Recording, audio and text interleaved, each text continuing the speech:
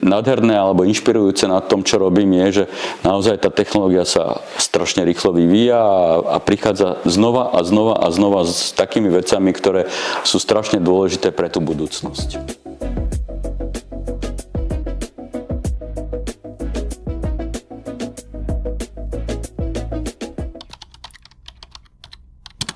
Myslím si, že by som sa charakterizoval ako človek, podnikateľ, rodič, starý rodič už najnovšie, ako človek, ktorý žije celý život na Slovensku a má rád túto krajinu, má rád tento svet. A som všeobecne podľa mňa pohodiak, ktorý miluje šport, ktorý má rád rodinu a ktorý samozrejme robí viac ako 10 hodín denne tak, aby jednoducho aj ľudia okolí mňa mali so mňa radosť.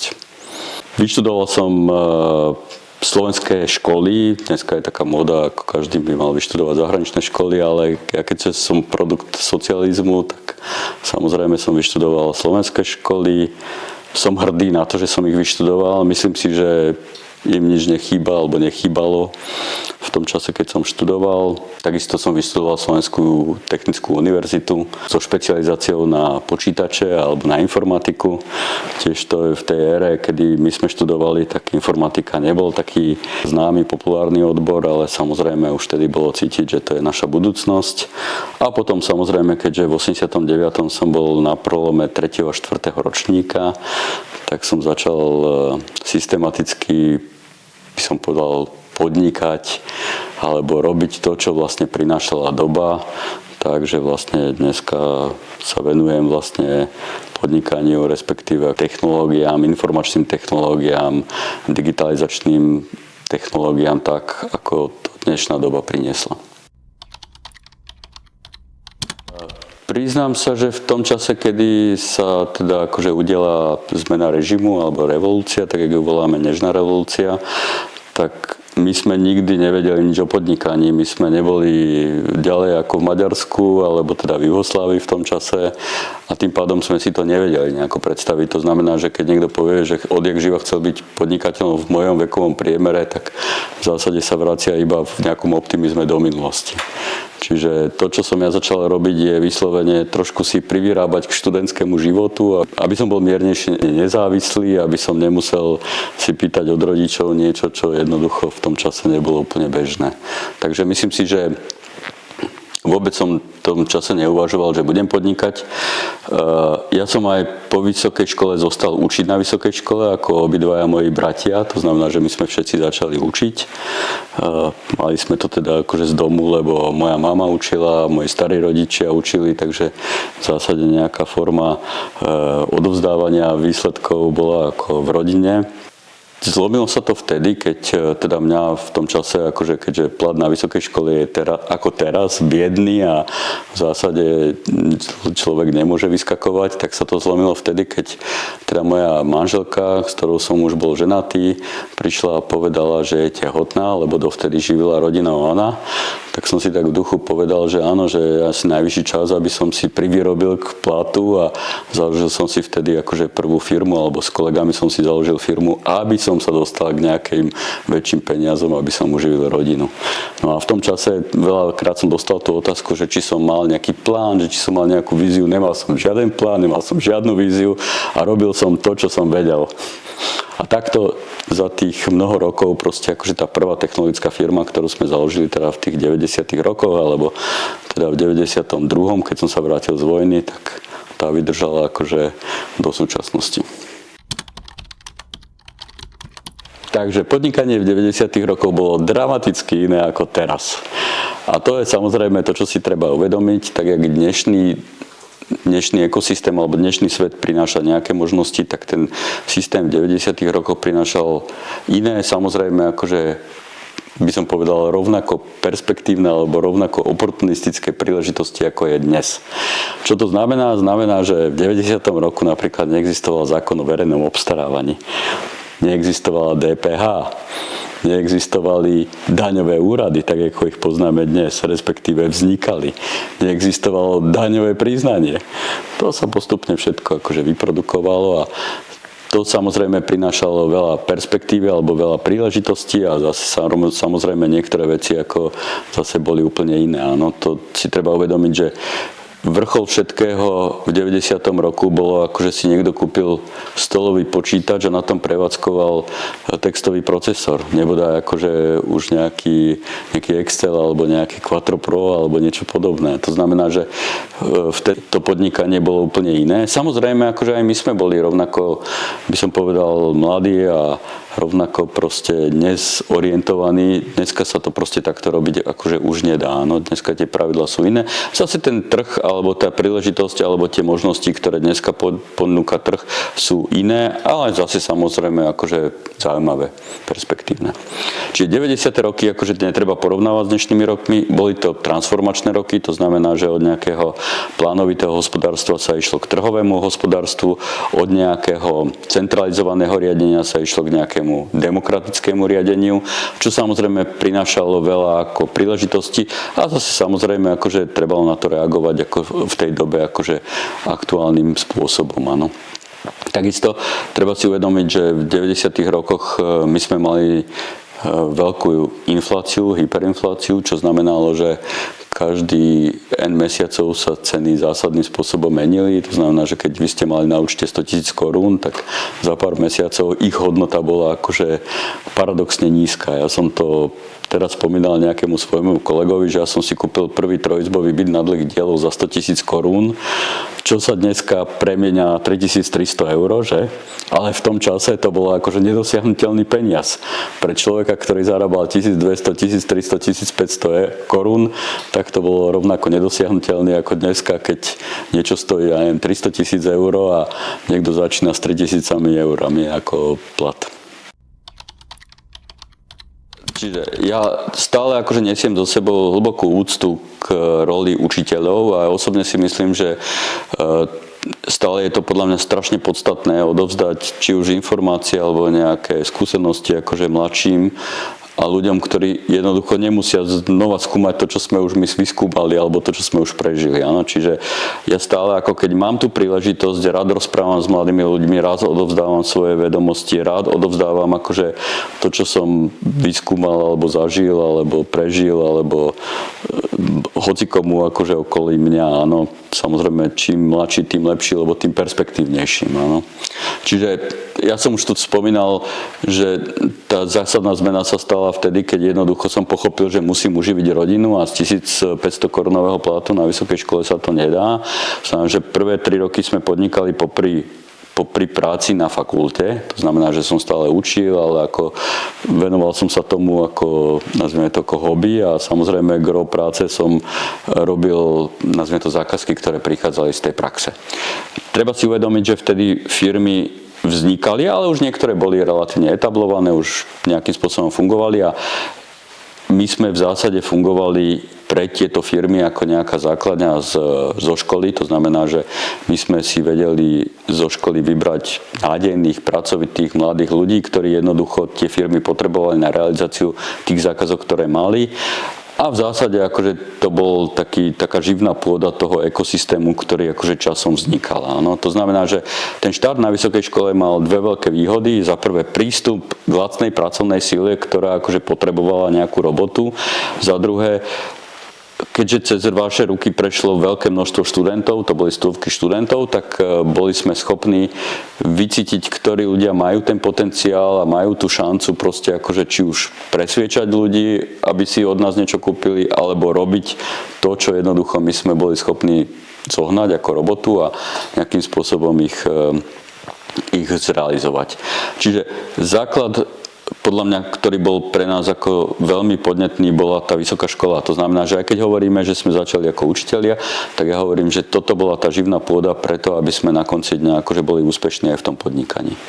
Čiže kedy sa to udialo, v zásade ťažko nejakým spôsobom súdiť, ale boli to vlastne akože neskore 90. roky, to znamená, že 96, 7, už tá firma začínala mať také obratky, že ja som vlastne ukončil ten pracovný pomer so Slovenskou technickou univerzitou a som sa zamestnal vlastne vo svojej firme a začali sme tak štandardne, by som povedal, akože zháňať robotu, zákazky a robiť na tých veciach, ktoré nejakým spôsobom boli k dispozícii.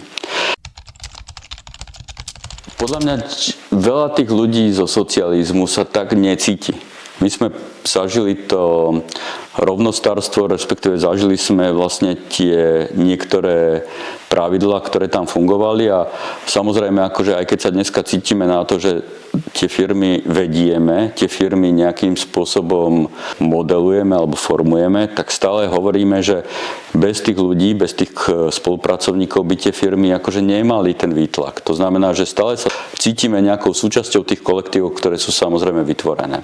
Ale do druhej miery na konci dňa to riziko a tie rozhodovacie procesy sú častokrát na nás. Z času na čas zoberieme do ruky tú kompetenciu, ktorú máme vďaka akože vzťahu k tej firme a používame to na to, aby niektoré procesy netrvali tak dlho alebo aby tie niektoré negatívne veci, ktoré sú spojené s podnikaním, sme boli schopní rozhodnúť. Takže áno, na jednej strane akože sme súčasťou nejakých kolektívov a dneska podľa mňa veľa tých úspešných firiem je postavený na tej vzájomnej spolupráci tých ľudí, ktoré sú v firme. Na druhej strane akože cítime sa proste ako zodpovednými a preto niektoré veci musíme rozhodovať priamejšie, jednoduchšie a nie formou nejakej demokracie, ktorá bola kedysi akože taká nejaká populárna. No treba si uvedomiť, že my keď sme zakladali tú firmu, tak mnoho tých ľudí síce nebolo zakladateľmi, ale cítili sa tak, lebo od začiatku s nami pracovali a samozrejme tá zmena toho myslenia, to znamená, že už som len zamestnanec a necítim sa ako majiteľ, mnohokrát akože stála strašne veľa vysvetľovania, strašne veľa tých takých aj rozchodov, ktoré sme zažili. Áno. To znamená, že niektorí ľudia napriek tomu, že neboli majiteľmi, ale tak sa cítili, tak nezvládali proste niektoré rozhodnutia, ktoré na konci dňa bolo treba urobiť. Myslím si, že je to tak, že aby bolo úplne jasné, že to, čo ma neinšpiruje, sú peniaze. Ako to si treba uvedomiť, že podľa môjho názoru firmy, ktoré vlastne utekajú len za monetárnym ziskom alebo za ziskom, akože na konci dňa končia, presne ako ste povedali, v tom, že si naplnia nejaké tie očakávania. OK. Ja mám kopec kamarátov, ktorí začali podnikať so mnou, ktorí v zásade zbohatli, pokúpili si jachty, pokúpili si drahé auta, pokúpili si domy, ale už nepodnikajú, lebo jednoducho akože ich to naplnilo a skončilo. Áno. Ešte raz sa treba vrátiť, že ja som vyrastal ako v tej dobe, kedy jednoducho technológia, alebo teda ITčko, malo takéto šme, malo takéto fluidum. Bolo to proste pre každého veľmi zaujímavé, veľmi mnohokrát nedostupné, mnohokrát také zatajené niečím, alebo zahamlené niečím.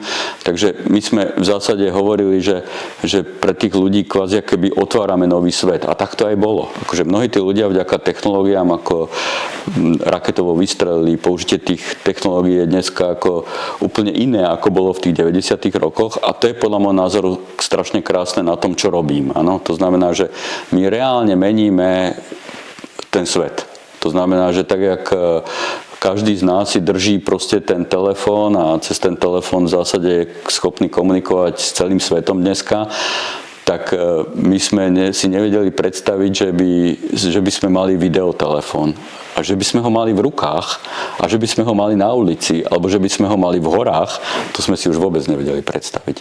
Takže nádherné alebo inšpirujúce na tom, čo robím, je, že naozaj tá technológia sa strašne rýchlo vyvíja a prichádza znova a znova a znova s takými vecami, ktoré sú strašne dôležité pre tú budúcnosť. Myslím si, že to bolo také klišé, ktoré sa tu akože nieslo, že v nejakom, 17. alebo 18. storočí ten šéf patentového úradu povedal, že ho musíme zrušiť, lebo už všetko bolo vynájdené. A takto to proste vyzerá akože v našom svete. Ako my keď sme si mysleli, že sociálne siete tak zmenili ten spôsob života, že už nikdy nebude normálny, tak teraz do toho prišla umelá inteligencia, ktorá to zásadným spôsobom zase zmení. A po umelej inteligencii príde zase niečo ďalšie, takže je treba si uvedomiť, že porovnávať niekedy 5 rokov je absolútne scestné. Niekedy akože porovnávať niečo, čo bolo pred rokom, je už staré. A dneska, keď sa rozhodujeme, že ako má vyzerať ten svet za 5 rokov, tak my si to podľa môjho názoru nevieme predstaviť.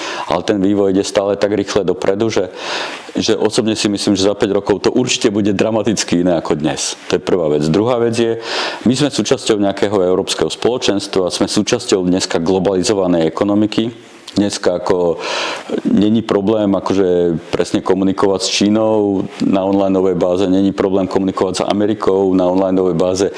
Mnohokrát je to také fascinujúce, že vy ste schopní rozprávať s ľuďmi, ktorí sú akože 10-krát takí akože úspešnejší ako vy, ktorí sú nejakým spôsobom oveľa ďalej a oni sú schopní s vami zdieľať svoje myšlienky, sú schopní s vami akože rozprávať o budúcnosti a tak ďalej a tak ďalej. Čiže ten svet je zásadne iný. Čo sa týka covidu, ja hovorím, že covid bola taká etapa v tom živote, ktorá nejakým spôsobom zanechal na nás nejakú stopu, ale nejakým zásadným spôsobom nám nezmenil to, čo vlastne akože stále hovoríme. Áno. Že ten pokrok je proste akože rýchly, je nezastaviteľný, my sa musíme na ňo adaptovať, my musíme chápať to, že jednoducho to, čo dneska robíme, nás vôbec neuživí za 2, za 3 roky dopredu. Čiže ten vývoj je podľa môjho názoru ako nezastaviteľný. Pred covidom samozrejme akože sme mysleli, že to pôjde pomalšie. Počas toho covidu je neuveriteľná explózia technológií. Technológie počas covidu akože zabezpečili dve veci a to je prvá je, že ešte väčšiu závislosť nás na technológiách. Za druhé, zabezpečili to, že boli sme schopní aj takú tú naozaj krutú realitu zvládnuť, akože podľa môjho názoru pre mnohých zázračným spôsobom. Ľudia, ktorí zostali zaseknutí na druhom konci sveta, boli schopní komunikovať s rodinou, boli schopní si vyzdieľať, vzájomne si pomáhať, riešiť svoje problémy a tak ďalej, tak ďalej. Toto je vďaka technológii. Nikdy by sme podľa mňa tú covidovú tragédiu nedali tak dobre, ako vďaka tým technológiám, ktoré samozrejme tam máme. No a dneska tá umelá inteligencia, to je neuveriteľný fenomén. Ja sám hovorím, že vždycky som bol taký prekvapený, že jak povedzme pre našich rodičov, ktorí akože neboli oveľa starší, znamenala akože tá digitalizácia taký hlboký zásah do ich života, do ich komfortu, do ich schopností proste sa s tým zrovnať. Vždycky som si hovoril, že Ježišmária, tak jak to proste takto môže byť. A dneska si tak v duchu hovorím, že keď tá umelá inteligencia pôjde tak rýchle dopredu, tak nás to čaká takisto.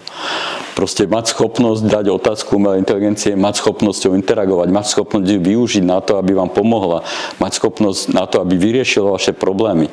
Toto bude úplne iná schopnosť, ktorú tí mladí ľudia sa musia znova naučiť.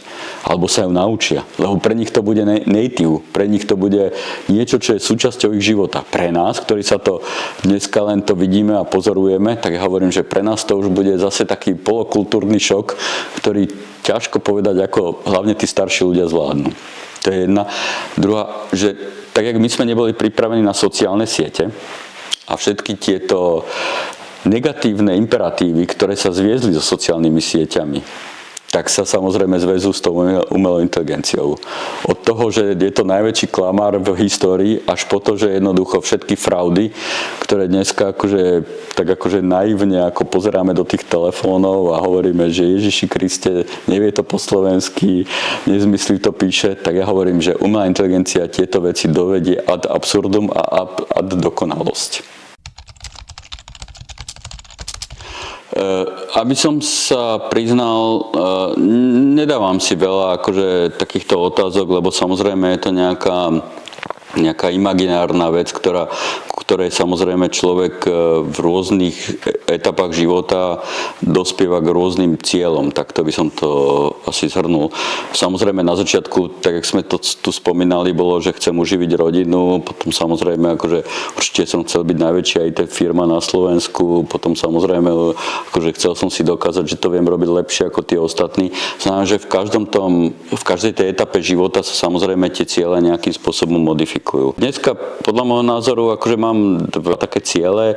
Akože prvý cieľ je, aby v zásade tí ľudia, ktorí vlastne tvoria tie kolektívy alebo tvoria tie firmy, tak mali príležitosť vlastne byť súčasťou toho kolektívu aj potom, jak my odídeme. Áno, treba si uvedomiť, že my už sme akože vo vyššom veku, nebudeme to ťahať do nekonečná. Moji spoločníci hovoria, že oni sú už poloviční dôchodcovia. Ja si vždycky hovorím, že Ježiš, ešte mám veľa energie, chcem, neviem čo.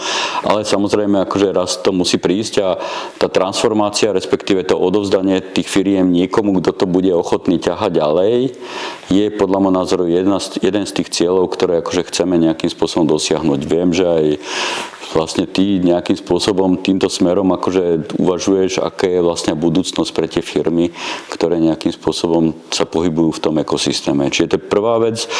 Druhá vec je, že ja by som chcel, aby tie firmy prekročili hranice Slovenska.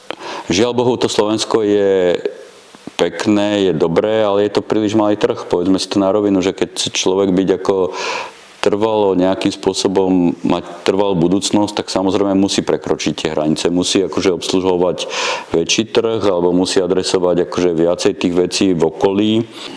Ja sa pamätám, že my sme sa pokúsili podnikať akože v zahraničí veľakrát a vždycky som si hovoril, že nie som na to nadaný, akože nemám proste ten dar, alebo nemám ten správny produkt, alebo neviem to urobiť tak dobre, ako to robia niektorí iní moji kolegovia, ktorým sa to podarilo. Ale vždycky sa o to snažíme, vždycky rozmýšľame, ako sa to dá a to je možno, že jedna z tých vecí, ktoré ešte stále je pred nami a ktoré, keby sa nám podarilo, tak budem neskonale vďačný. Akože treba si uvedomiť, že tých firiem zo Slovenska, ktoré boli schopné akože sa uživiť na tom medzinárodnom trhu, není veľa a je to samozrejme akože taká výzva, ktorá nás samozrejme ešte čaká. Ja si osobne myslím, že ani už za našej éry to nebolo tak, že knihy vystihovali tú realitu. Akože treba si povedať, že keď sme prišli na vysokú školu, tak častokrát naše vedomosti boli väčšie ako vedomosti našich pedagógov. Nebolo to nič prekvapujúce a znova sa to opakuje. To znamená, že ja keď som napríklad učil, tak nikdy som si nerobil ilúzie, že tí študenti, ktorí akože mám v tej aule alebo v tej cvičenej miestnosti, vedia menej. Čiže prvorade je to podľa môjho názoru o šikovnosti toho pedagóga, aby jednoducho bol schopný vlastne usmerniť tých ľudí, ktorí sú schopní sa učiť rýchlejšie a sami. To znamená, že je na každom z nás, aby sa učil. Nemôže čakať na to, že systém ho niečo naučí.